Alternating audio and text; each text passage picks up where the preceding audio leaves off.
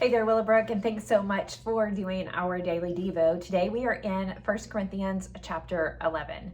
This is a really short but really significant declaration that Paul is about to make to the church of Corinth. And this is what he says: imitate me as I also imitate Christ. Imitate me as I also imitate Christ. Paul is looking into the eyes of Corinthians and saying these words, imitate me. Now, if you stopped right there, that sounds like a really arrogant declaration. But if you keep going, you see that this is really significant for all of us. Imitate me as I imitate Christ. You see, Paul is really embracing the identity that is for all of us as followers of Jesus. He says, I'm going to follow so closely with Christ. I'm declaring that as I follow closely with Christ, you should come up alongside of me. You see, the Corinthians are dealing with figuring this thing out.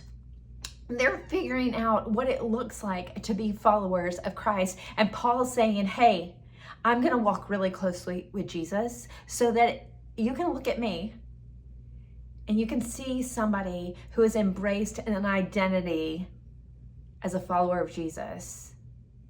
And you can see what it looks like. You can imitate me in that.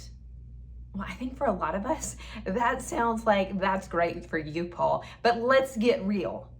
I don't need anybody imitating me, because me can have a bad attitude.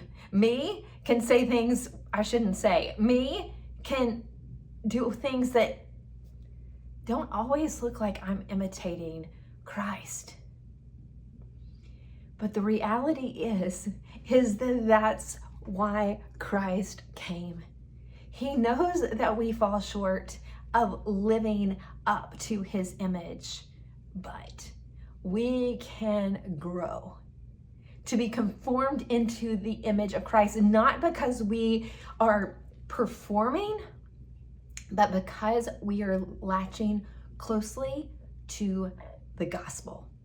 And when we hold closely to the gospel, we realize that in order for anyone to imitate us as a follower of Jesus, we're going to need a lot of Jesus. We're going to need the grace that is offered to us because of the work that Jesus did on the cross. He knows we fall short. This is not a get your act together sort of message. This is the gift. This is a gift that says, I know on your own you're not enough, but if you'll follow closely with me, if you'll walk in step with me, as Galatians 2:20 says, it says, I've been crucified with Christ. I no longer live, but Christ lives in me. This is not the impossible task. It feels big, and it is big apart from Christ at work in you.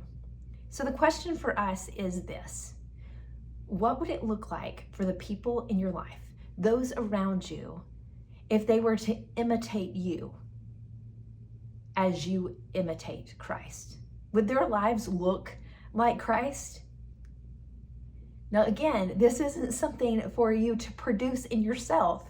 This is the acknowledgement of your need for Jesus, a dependence on Jesus, for him and his Holy Spirit inside you to produce in you the character of Christ, the fruit of his Spirit, that as you walk closely with Christ, others would be able to imitate you because you're imitating Jesus. Oh, Willowbrook, this feels really big for me. This feels really hard, and that's how the enemy would like it. Do not forget the victory that is yours because of Jesus, because of the Spirit that lives inside of you, that you are not defeated. In fact, you can win battles against your flesh and against the discouragement of the world, and you can walk closely with the Lord, and others can be encouraged and they can see Jesus in you. I love you, and I hope that you'll have a happy Wednesday.